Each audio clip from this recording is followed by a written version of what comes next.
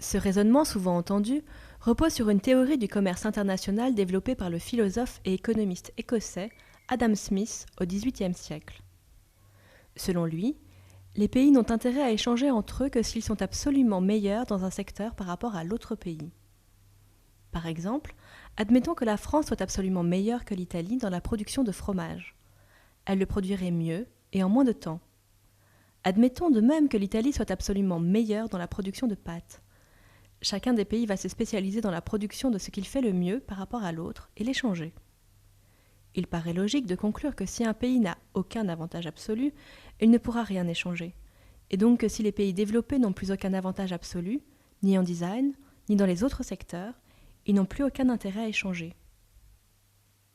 Et pourtant, un célèbre économiste anglais, David Ricardo, a prouvé le contraire.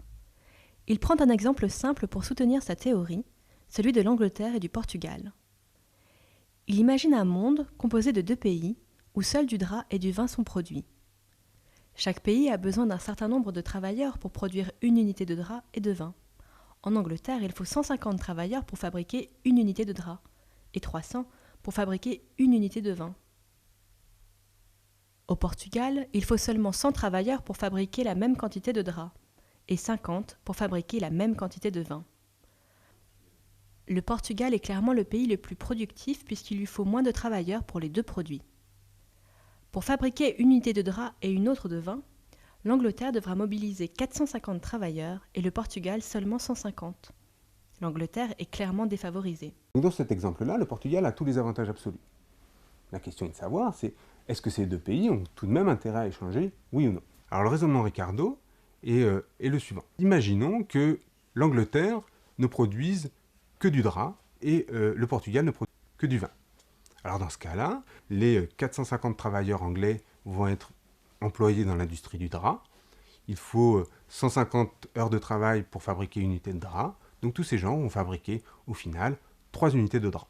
Puisqu'il faut 150 travailleurs pour produire une unité de drap, les 450 Anglais vont en fabriquer 3. Quant au Portugal, avec ses 150 travailleurs, il va pouvoir produire 3 unités de vin, puisqu'une unité nécessite seulement 50 personnes. La spécialisation de chacun des pays a permis de faire passer la production mondiale de 2 unités de vin et 2 unités de drap à 3 unités de vin et de drap sans que le nombre de travailleurs ait été augmenté. Les pays peuvent s'échanger ce dont ils ont besoin et garder le surplus. Tout le monde a gagné à l'échange, alors même que le Portugal a tous les avantages absolus. En effet, au terme de l'échange, le Portugal dispose d'une production de 2 unités de vin et une de drap.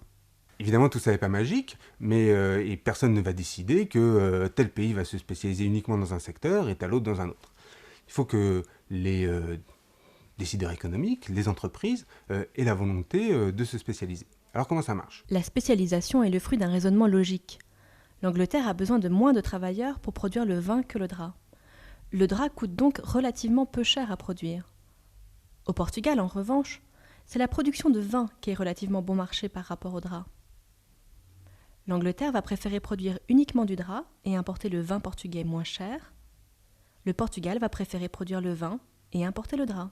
L'idée de Ricardo est de dire qu'il ne faut pas comparer le coût de production dans un secteur dans un pays au coût de production de ce même secteur dans un autre pays, mais de comparer la différence de coût dans les deux pays entre les secteurs.